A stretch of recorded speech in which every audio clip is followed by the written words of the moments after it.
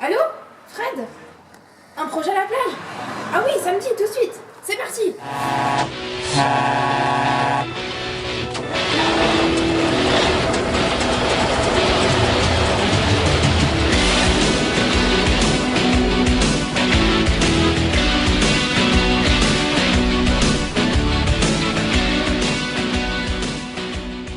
Bah dis donc, qu'est-ce que c'est que tous ces déchets? Ah c'est vrai Jamy, pourquoi il y a autant de déchets sur la plage? Tu sais, Fred, en période d'été, il y a beaucoup de monde sur les plages. Ces personnes ne font pas tellement attention à la pollution. Il y a les vacanciers, les colonies vacances et même les retraités. Ah mais qu'est-ce que c'est que ça dis donc, des déchets? Pourtant Jamy, moi j'aime bien la bière. Moi aussi j'aime bien la bière. C'est bien d'aimer la bière, mais le problème, c'est qu'il faut la jeter à la poubelle.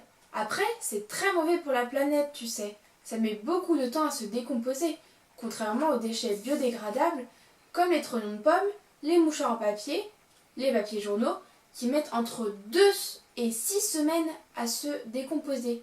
Par exemple, les déchets en verre mettent 4000 ans, comme ta bière, à disparaître. 100 ans, c'est rien du tout, on s'en Bah fout. oui, il a raison, on sera sera même plus là. On sera plus là. Mais tes petits enfants, tu y penses? C'est vrai ça, mes petits enfants. Et oui, le déchet abîme la planète, mais aussi les océans. Il faut préserver la planète pour les générations futures. Les tortues et les poissons, par exemple, qui font partie de la chaîne alimentaire, subissent toute cette pollution. Elles mangent tout ce qui se passe sous leur bec. Une étude a même été faite sur la composition de l'estomac d'une d'entre elles. On y retrouve une semelle, des lunettes de natation et même des sachets en plastique. Tu te rends compte, Fred? Je veux pas te effrayer, mais regarde à quoi les touristes, plus généralement les hommes, ont participé.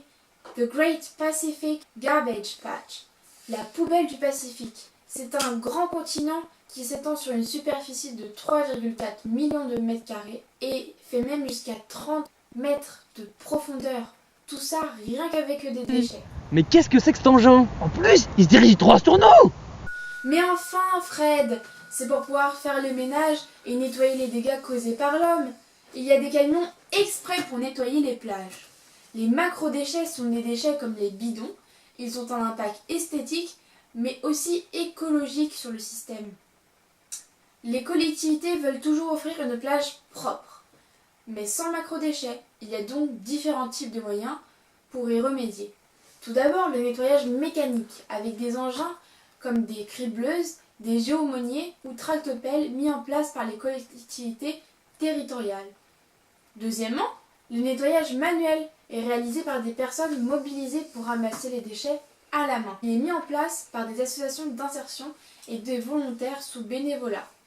Ils peuvent être aidés également par des gardes du littoral. Tous les moyens sont donc censés limiter la pollution pour l'environnement. Pourtant, ils ne le sont pas tous, car ils sont aussi acteurs de la dégradation des plages. Par exemple, ils favorisent l'accélération de l'érosion des dunes et des falaises, mais aussi la diminution de la richesse biologique.